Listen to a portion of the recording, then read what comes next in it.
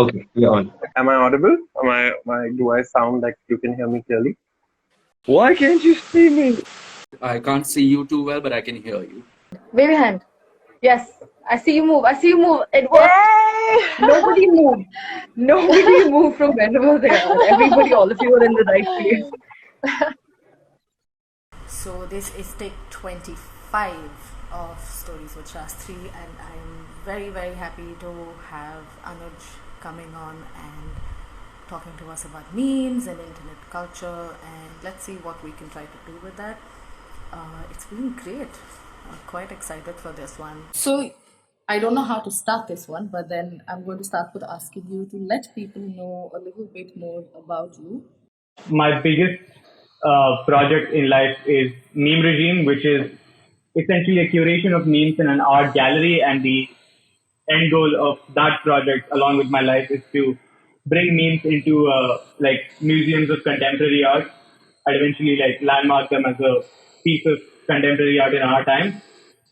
And I have a podcast which is Deep Red Neurons about philosophy, murders, and other affiliated stories. That's it. Indian Express describes you as the first meme curator, and I remember the first time I met you. That's how you introduced yourself to me, also. So, how do you? What are the various reactions you get when you tell people that you're a meme curator? Most of them don't believe me. They don't think that's a real thing. And unfortunately, my dry pan humor face and my actual face is the same thing. So most of them think I'm joking, and like because everybody else knows me and they're the ones that is being introduced. They think I'm joking, and this is an elaborate prank that I will play for months. So usually there's this disbelief, which is great. I enjoy it quite a lot. But then, how do you? I mean, have you met anyone who is doing what you do? No, not at all. From what I understand, we're the first ones to do it in the world, sort of. And then there's three other exhibitions that spanned in USA. But as far as Southeast Asia, nobody does meme curation in particular. Okay, so what does a meme curator do exactly? Oh, like the question that basically a meme curator, like my job as a meme curator, is to select from the very, very overbearing amount of information available on the internet memes that capture historical significance in internet history and artistic parallels that are actually evident from previous world that sort of mimic art movements that have previously happened. So basically, think about it as internet as a virtual space, and you need historians for the same, art historians in particular. So I deal in remembering memes the right way, at least the right memes that need to be remembered, and I help give a fast track course of what memes in a certain time were, instead of having people go back to the permanent record of the internet and sort of revisit it all by themselves. Yeah, that makes sense. So you say that memes are the most democratic art form. Why do you say that? Well, it's because how do I go about this? That's like EI5 type of thing. Okay, so basically, think about the fact that these many people have never had this much access to distribution of content. You know how before the printing press, getting your written word out was a position of privilege. But after that, if you've written something and you want to distribute it, there is a place that you can go to. And once you're recorded and you're published, that will be distributed and remembered for sure. The internet is sort of a 21st century equivalent of that, but like on steroids. So in the history of the world, not as many people have had the tools to create and distribute the content they want to create and distribute, especially in audio-visual format, which is what I say is democratic. Right. So, right. And I was reading one of the articles you sent me, and you stated that mythological memes are pretty big, right? So, irrespective of whether someone is takes offense to them, or someone who glorifies them or looks at them in whatever way possible, how long do you think it will take for India's meme and internet culture to cease to be democratic after a Um, point? well, if you mean that bigger powers will take control of the meme culture, that has already started to happen. Yeah. But memes sort of like the inherent stuff of memes is that the wittier one wins, the one that sticks with you wins more. So if your memes are able to create thought-provoking biases, and you can create a consensus of dissent against anybody with power, then in that case, memes will never lose democracy. But at the same time, any meme for it to be successful, the people have to come around it. Like that is one of the aspects of memes that's beautiful. That like if you don't have memes being shared by the people themselves, then they don't take off. They just die where they were born. Right. So in a sense, Right. So huh? memes will lose their democratic element only if thought as we understand is censored. So we have to really become North Korea to like memes to all go away or cease to be democratic. Right. And where do you think, I understand that the whole concept of offense is subjective, but a lot of people, will probably, make a hue and cry about, in whatever way possible, about how something is offensive. So where do you draw that line? Uh, Do you have that line in the first place? yes, I definitely do. I think where I draw the line is one, what are you laughing at? And two, to what extent is human agency a factor of what you're laughing at? For example, choosing something as pseudoscientific as Scientology as a belief system. That is a very cognitive choice. You have had the privilege and literature to explore everything and then come to a conclusion that is patently stupid. Right? Yeah. So something like that, I have zero regrets making fun of. But the way somebody looks, for example, like their facial features don't exactly bring an aesthetic appeal that society agrees to. In that case, it's not one. It wasn't. They didn't really choose that, so that really matters to me. That to what extent was your agency involved in what I'm making fun of you for? The way you look clearly is not your problem. It wasn't like your choice at all. So I think that one matters. And the second one is what is the joke exactly? Is it tragedy that you're laughing at, or are you making fun of the people who are going through the tragedy? So I don't know if you know about the Tiananmen Square thing. Uh, The the what? Tiananmen Square I'm sorry, massacre. that wasn't. The what massacre? Could The you repeat that? Tiananmen Square massacre, the one happened in 1989 in China. I know nothing about So it. basically, these students were marching in the streets of China for democracy because the communist government wasn't giving them free votes and their autonomy was being suppressed. So the Chinese government put the tanks and the military in the streets and started killing people. And to this day, they have completely denied the existence of that event. Now, the memes that circulate about the massacre are about calling the Chinese government out for denying the massacre. They're not making fun of the people who died, but they're making fun of the fact that the Chinese government is one committed a crime against their own people, two is denying that ever happened. Right. It's becoming a trend to. I won't say trend. I think. I would say that memes are a form. I'm seeing a pattern of them becoming a form of expression when it comes to protesting against the establishment in a lot of ways. Like the other day, my friend put up this one where someone's silhouette was stretching for the day, and under each image it said it's a good time to start to arrest the people who killed Breonna Taylor, for example. So, do you think that happened? That was a conscious decision, so that we know that memes get circulated a lot more, which makes sense as a channel to protest. So, for protest memes have been a blessing because it combines two things that are very important for the powerless to protest: a major form of distribution and anonymity. Yeah. So if I want, I can publish something on the internet that could be circulated if I wanted it to be, without anyone knowing who I am or where I am.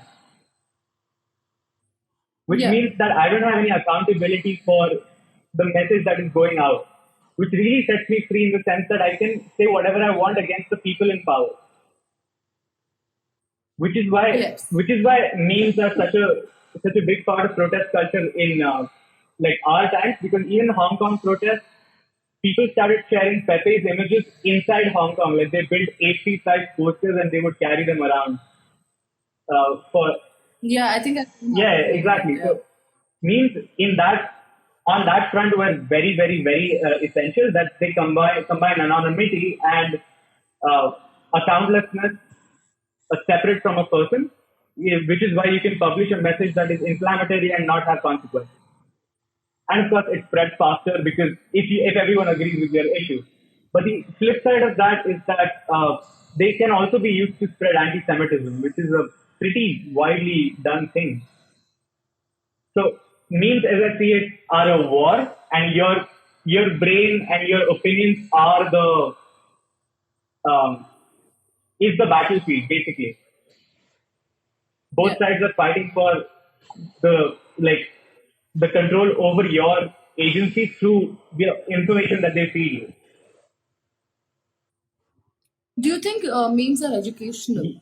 Because I asked this because I went through some of your video essays on your YouTube channel, and I see that you have discussed a lot of philosophical, psychological, social-cultural, evolutionary concepts, but you use various memes that have who have gained momentum, that has gained momentum over the years, and it's very educational for someone who doesn't know anything about it.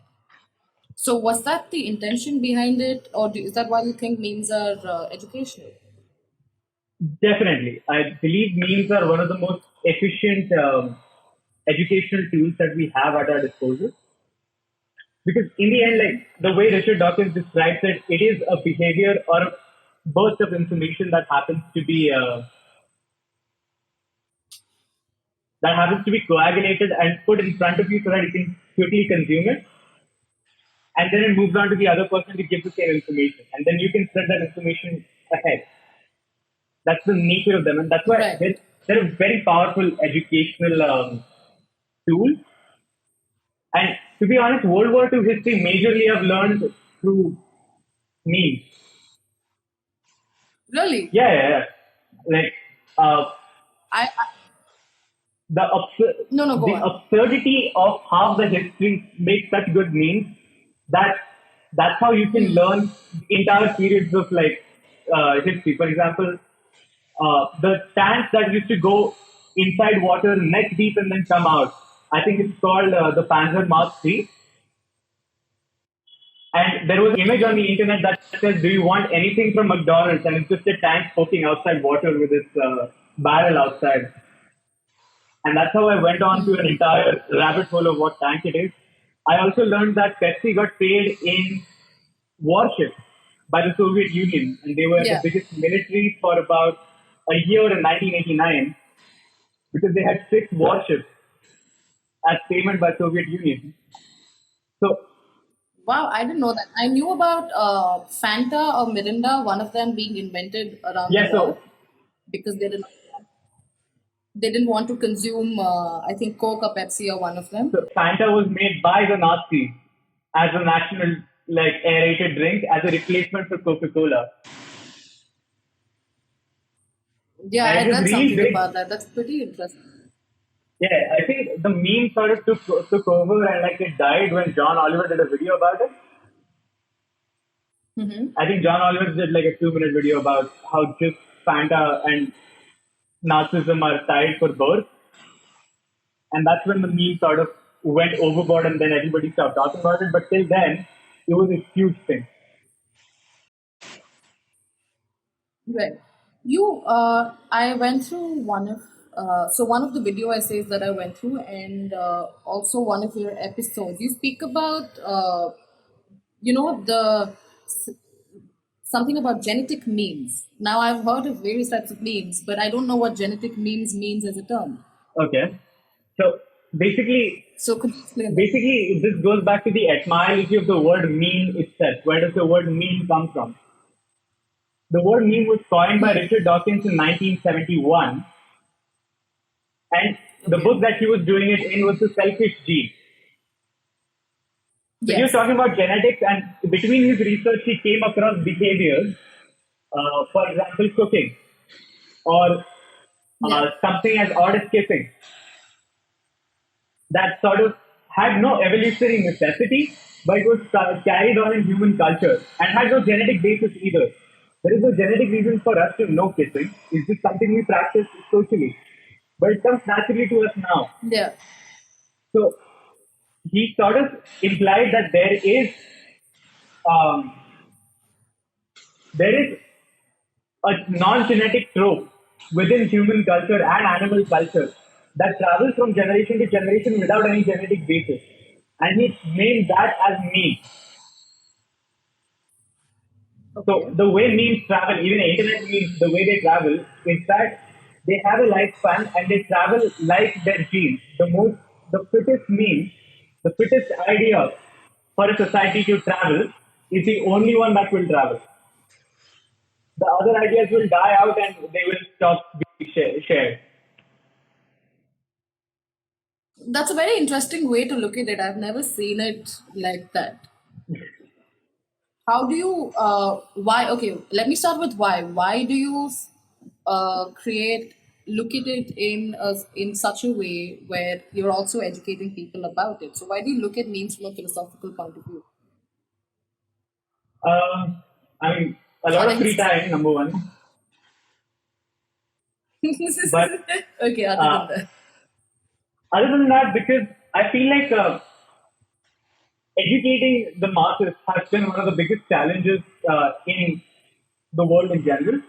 And what has happened, especially if you look at the biggest oppressive institutions in the history of humankind, which is mostly religion, it will it will revolve around creating monopoly over knowledge. Only I can talk to God, you can't talk to God.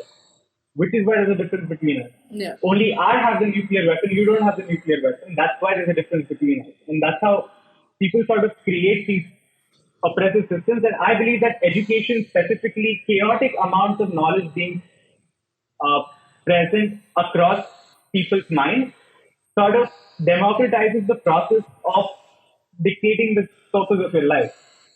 And I feel like memes could be a very consequential event in that.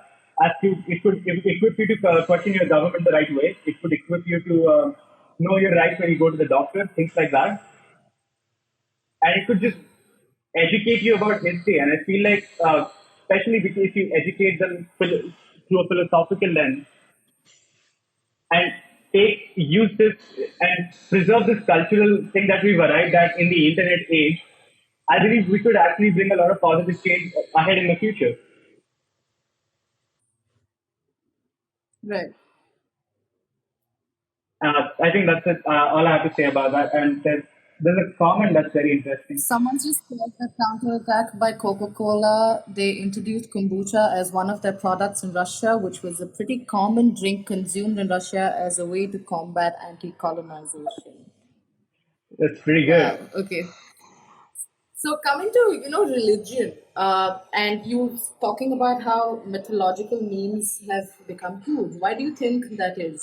Considering that a lot of people from, I will take the liberty to say our generation, are constantly questioning the existence or the validity of the idea of God or religion or faith.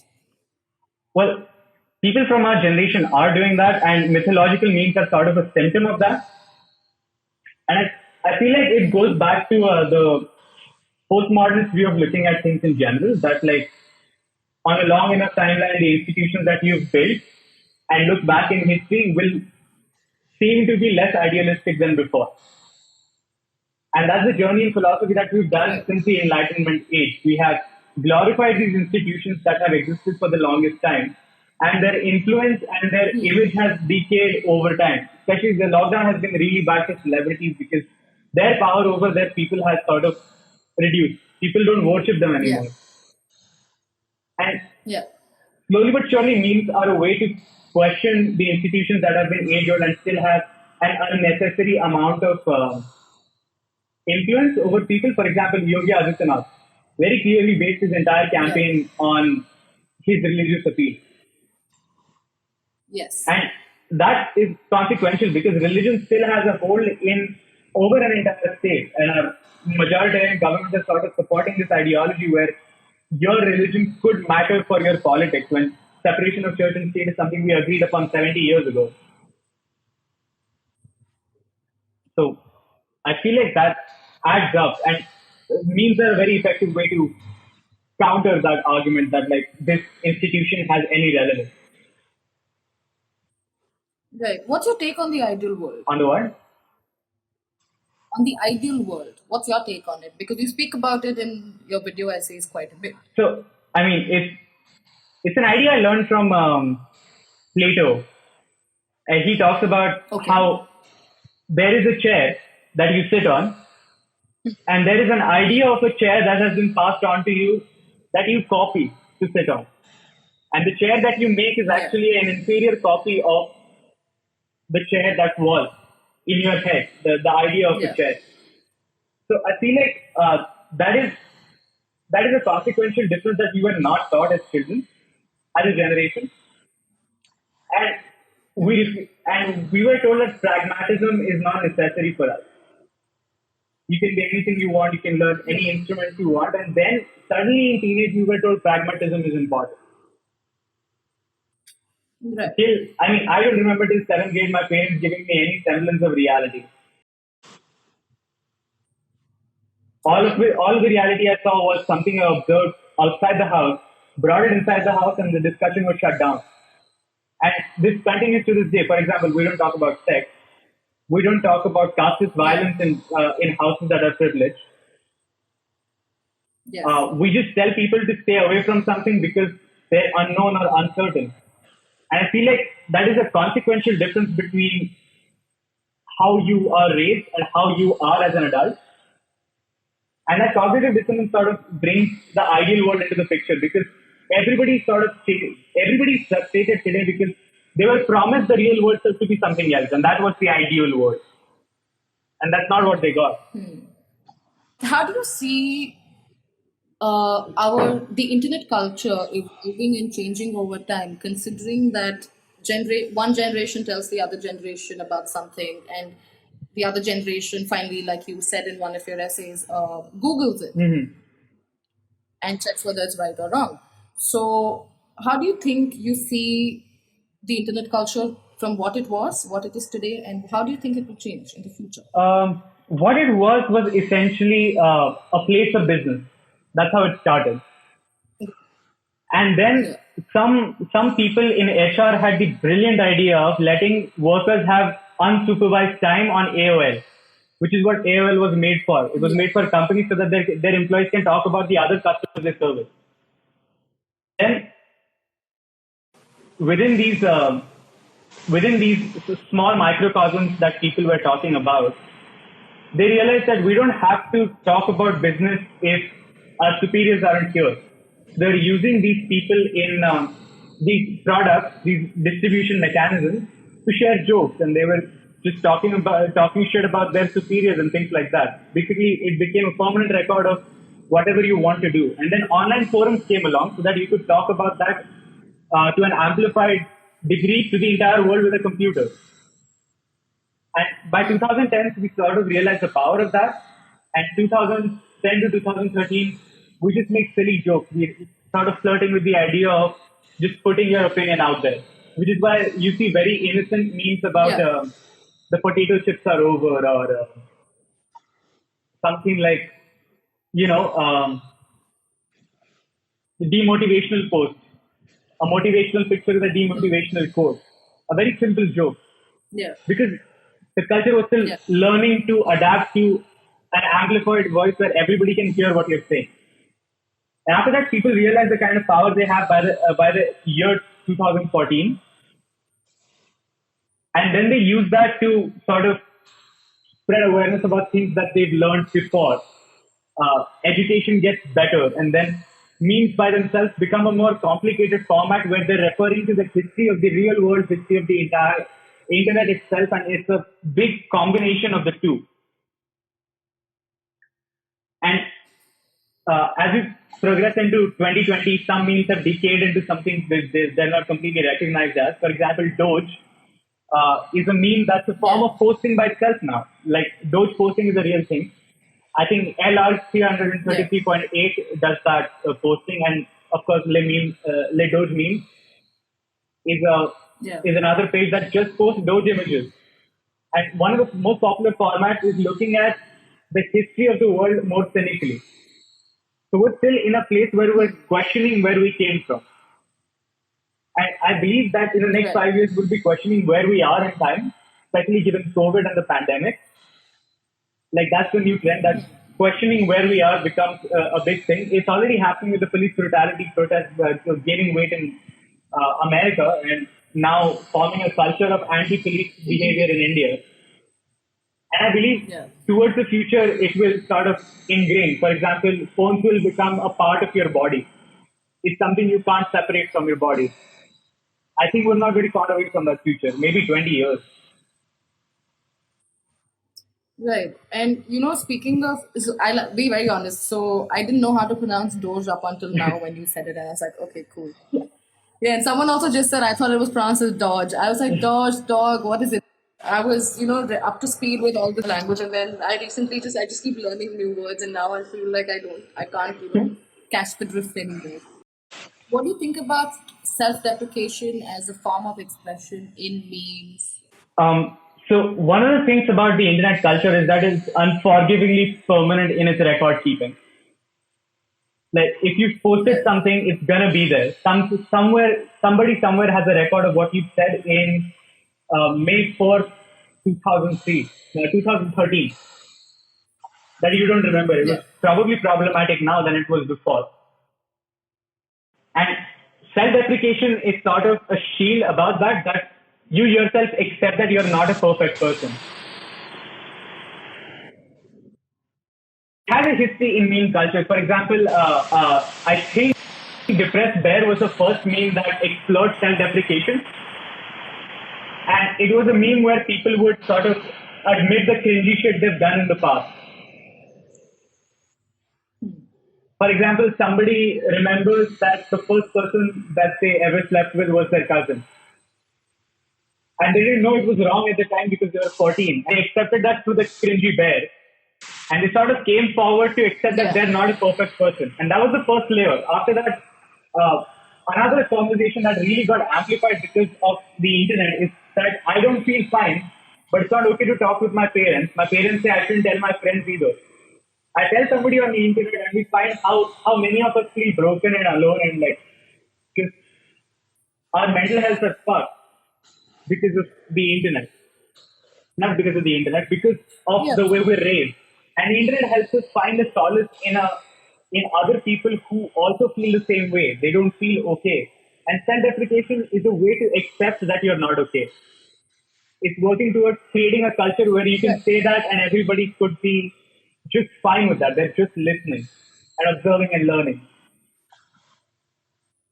Right. I have this ritual with my friend where he's studying in Mauritius and he's preparing to be a doctor. And I'm out here and we try to do this thing almost every week, at least once, where we spend 1 hour just sending each other memes. Right. So, how do you feel about the fact that memes have taken over something that helps people cope with a lot of things? Well, it's a boon and a bane at the same time. Like for example, somebody sitting over, the technological boon of it is of course somebody who you would not be able to keep in touch with, say, 30 years ago, is now within a tap of a finger instantly accessible to you because of the internet, and that's a great thing. That means your connectivity is likely to build, and something that your friendship could preserve because of that. But at the same time, what if this goes away tomorrow? It would create a huge psychological gap of adjustment. That's the only bane there. But I think it's a good thing because it encourages conversation. I believe conversation in any form, especially digital, could really help you understand and cope with what you're doing and sort of bring more input into what your thought process is becoming.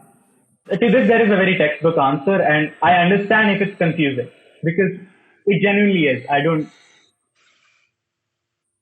don't sort of exactly know how to advise people on this because I'm not a mental health professional. But when you have a problem that needs medical attention, is when your physical, biological, or a physical, social, or professional life is being affected by your behavior.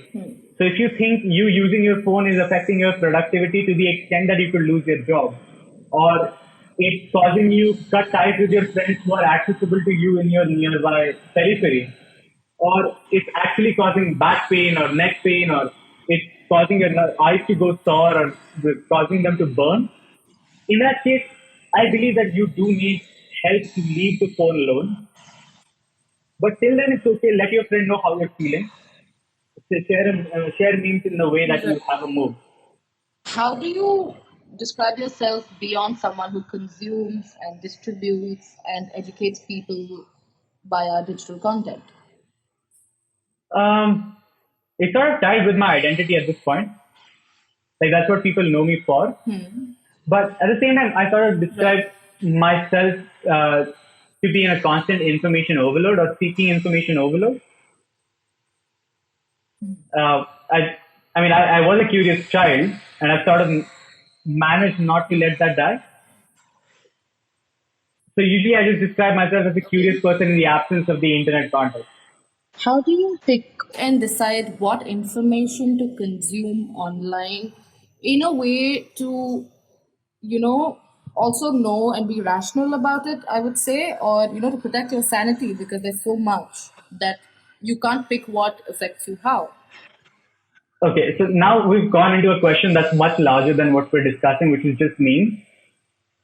It's the fact that a permanent record of information that is accessible at any point has pushed us into psychological territory that are unknown. We've never had these problems before. We've never had so much information that we don't know what to do with or what to look at. Yeah.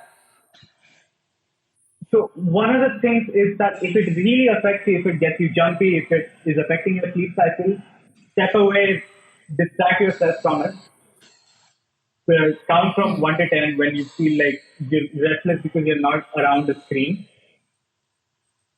I mean, that's what I would do. But at the same time, I feel like cognitive preparation to be overwhelmed by information is something we all need to be ready for by now. Like, if you're saying that you want to be comfortable with how much you know, that is not an option for you anymore. Like, I think Richard Rorty is the one who writes about finding vocabularies and how people basically just find words that they want to use for the rest of their lives. And they fit ideas that fit their words and sort of, that's how they live for the rest of their lives. I don't think that can happen anymore. I feel like information will come at you at light speed that will break your neck. And all you can do is wear a neck brace at this point and hope that your neck is safe. Ducking and moving is That's not... a great way to... Like, you can't duck and weave anymore. Yeah, I think it gets a lot sometimes. And I try to... Do you try to, take that step back ever if it gets too much for you? Or does it get too much for you at all? There was a time where I needed to take that step back quite a lot. But now I've developed a tolerance where I can go for a while. But I'm still limited by flesh and blood. So like I get tired like on a regular basis, at least like 4 times a month. And Yeah, I get. At that point, I just turn off my screen, I go out, I take a walk, I do something that is not related to information I'm consuming, something that I enjoy, something that is familiar territory. For example, playing the guitar is something I enjoy. And then I get back to it. Yeah. Right. I think that makes sense. We have a question that says, Karan asks, do you think that at every point over time, people always had more information that they were ready for? I mean, every point over time that's relative to them. Uh, Yeah, I think so. What do you yes, definitely. Definitely. Your ability to sort of consume information over time, over age specifically, deteriorates. The time that you're most emotionally unavailable to, emotionally non-prepared for to handle information is when you can use it the most, which is adolescence. That's when you can consume the most and remember Yeah. the most. But at the same time, as you grow, the emotional factors necessary for processing some of this information, you're gonna get tired just learning. And at some point, words will become symbols on pages that you don't understand. So Yeah. that is a very real thing. He's right. So, so someone just asked a question and I'm going to try to improvise on it. Memes are laughed upon right now, right? Similarly, why do you think people like Freud, Galileo, and Karen Horney were laughed upon? Well, Karen Horn is the meme. Galileo. Oh, I So, didn't know that. yeah. Basically, Galileo was laughed upon because he had a new idea that just sounded bonkers. Yeah. And one of the great things about internet culture compared to Galileo is that if you sound crazy, you're probably right. Yeah. That's the new normal of the internet. I remember distinctly the first time I met you, I told you a story where a lady, like a lady who was born without a vagina, that was her birth defect. Yeah, she got pregnant during a knife fight because there was semen present on a knife fight that actually infiltrated her uterine tract and then impregnated her. She gave birth to a baby. So now it Yeah. sounds crazy in Galileo's time as well, but doesn't change that there is evidence to suggest that it happened pretty reasonably. So I feel like that's the Yeah. contrast we're looking at. Right. Speaking of contrast, when we're talking about the first time we met, you handed me a visiting card, and you're someone who consumes a lot of digital content, but your visiting card has a meme because I'm so sure you would give it to anybody who you meet. Yeah. So why would you choose paper as a medium of communication and PR and advertising, please? I mean, this is purely an advertisement or a marketing decision. So people remember things in contrast, like I said. What illuminates Yeah. the color yellow is a color that is not as bright, like black, which is why yellow stripes on a black car go really well. People don't expect to see memes on paper. Like, Right. for example, people don't expect to see very well painted graffiti in a bathroom. Yeah. So I'm hoping to play off the absurdity of a meme on a visiting card, and that being imprinted in people's memory that they saw this combination at some point in their life. Yeah, that's a brilliant marketing move, I must say. I love it. I love it. It was great. I feel like I was taken aback when I was told that someone actually curates memes, but then that's something I distinctly remember about you. So it's quite interesting. What's the one thing you wish people asked you about memes and internet culture, but they don't? What what I hope they would ask but don't.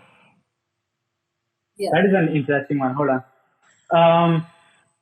I think the one pet peeve I have is something I really enjoy talking about is the inherent ties of meme culture and nihilism.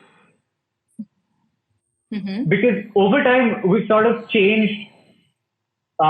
People have changed the way they look at things uh, through the lens of mimetic expression. For example, there was a time when liberalism was really popular, to a point where conservatism became very popular in the middle in meme culture. And then now, like especially post 2018, centrists are the one who everybody's sharing memes to. Like liberal centrists, basically people who just want to live and let live. Yeah. But one thing Yeah. that is constant is that everybody's moving towards a consensus that nothing matters. And I feel like that is something that doesn't get talked about enough. And I genuinely enjoy talking about it quite a lot. And nothing matters can be taken in any a situation, or whether you're talking about quantum physics or anything. What's your favorite topic to talk about when it comes to meme culture? I think period-wise, one of the favorite memes I enjoy talking about is That Boy. I think I just enjoy talking about it. It's so stupid, but it's the creation of That Boy from the ether was creation and Yeah. distribution for being a meme. It's a meme that exists to be a meme. I find that something stupid could exist for the sake of being stupid and be so popular to be very interesting, because That Boy sort of was the most important thing in 2012, and by 2015 it made a return as an ancient being of itself. So paintings got reiterated as That Boy. And That Boy was essentially a frog on a unicycle with Snoop Dogg's beat in the back. And the lyrics were, "Here comes that boy, shit, what up?" Generated text to speech. There was no effort put into it at all. Right. I've never checked it out. I should probably do that after we have this conversation. Yeah, for sure. It So, is you know- beautiful. So introducing yourself as a meme curator is a very different thing that no one's heard of. So what was it like with your parents when you described this to them? I don't think they understand it to this day. Like even till today? I don't think they understand this. Like, the only thing I think my mother registered is that somebody put a toilet in a museum of modern art, and now my son does the same thing. I think that's all she has. That's pretty cool. And you're studying law, right? How did that happen? From psychology.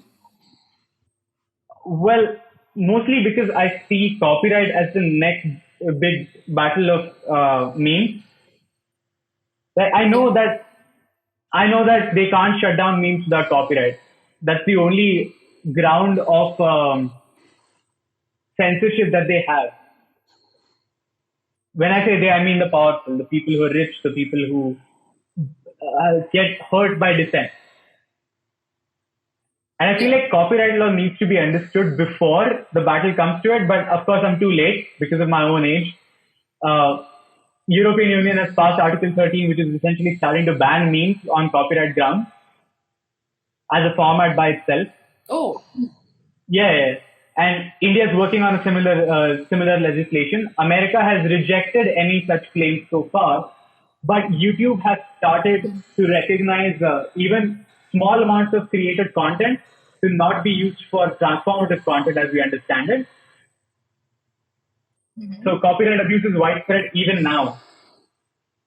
it's so convoluted because we don't really have something like the DMCA, which is the Digital Millennium Copyright Act of 1998. So, but we don't have something like that. What do you think is an ideal policy to work with when it comes to copyright, intellectual property, or or digital content in general? Well, we should probably have a legislation that's specially for digital content and created for digital content. For example, censorship laws needs to be way relaxed for digital content because it's consumed privately. And of course, big lack of legislation in this country. For example, our IT Act is built in 2000 and it's archaic already. Yeah. So I don't know where the lines are. I'm not a legislator or legislation expert yet. So I think it's best that I reserve my comments as much as I can. But overall, I think we do need much more relaxed copyright laws that don't let big companies like T-Series or University create a monopoly over memes or meme culture. Something that just about protects everybody's rights and doesn't let the powerful take over. I feel like that is an important factor that the internet has still preserved. Right. And what do you think will make it more stringent towards various channels that are created digitally, or various photos, videos, audios, memes, to propagate for the benefit Well, of a governing body or something like that? so far, I believe there is no necessity to sort of classify propaganda content as such, because if you look at it closely enough, all content is an individual expression, which means is individual propaganda, if nothing else. It will tie into a larger political narrative if you try hard enough.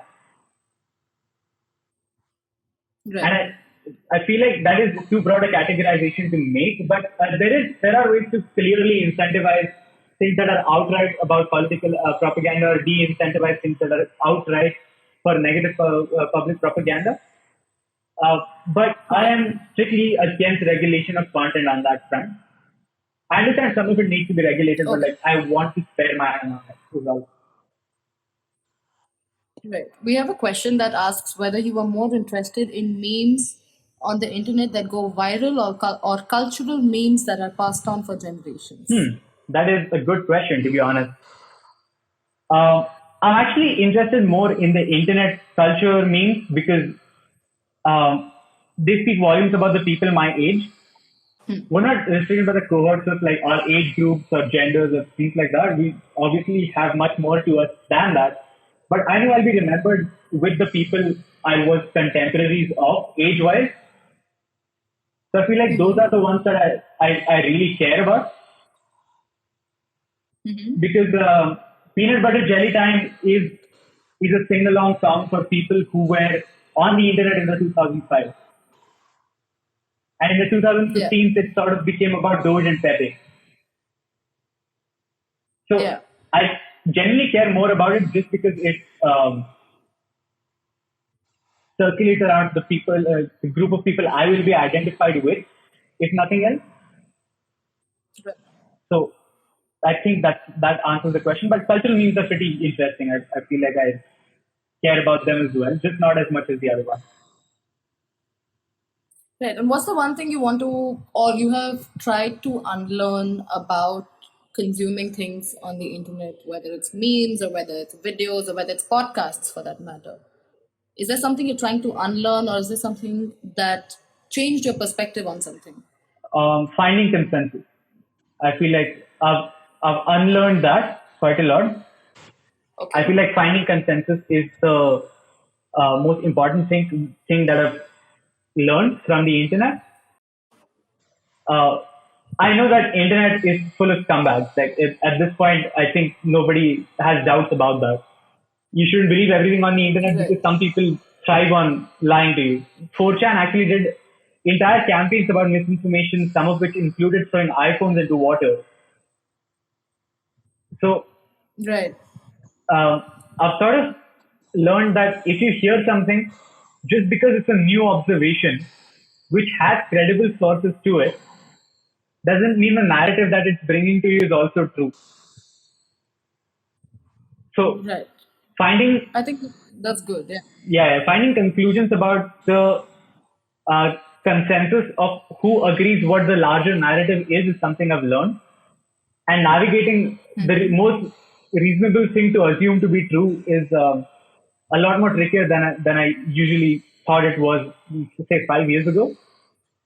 I feel like that's what I've learned mostly from meme culture. We're coming to an end of this hour, but I just want to ask you, my final question is, do you think we are learning how to respect another person's right to an opinion? Online, at least.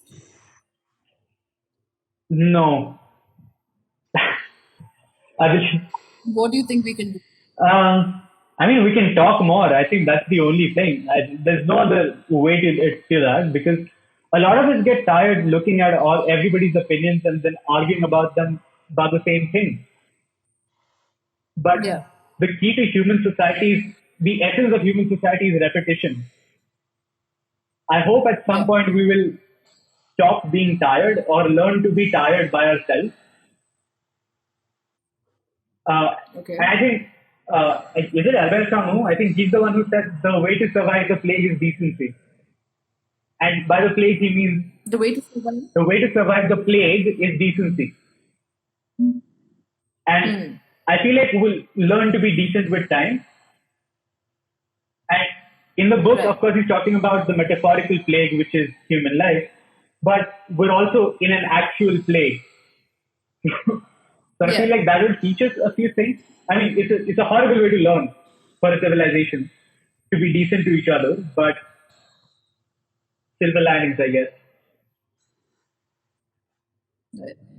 Well, this was great. Thank you so much for agreeing to tune in for this. I love you so much, and I've learned a lot today. And I hope people check out your channel, Deep Fried Neurons, on YouTube, Spotify, and other platforms. I think Anchor, Google Yeah, it's Podcasts, everywhere. if I'm not wrong.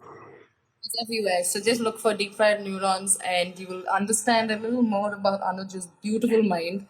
I was listening to the one you did on Shiva and Vishnu, the creator, the maintainer, and the destroyer, which was pretty cool. And yeah, thank you so much for joining this. You have been fabulous.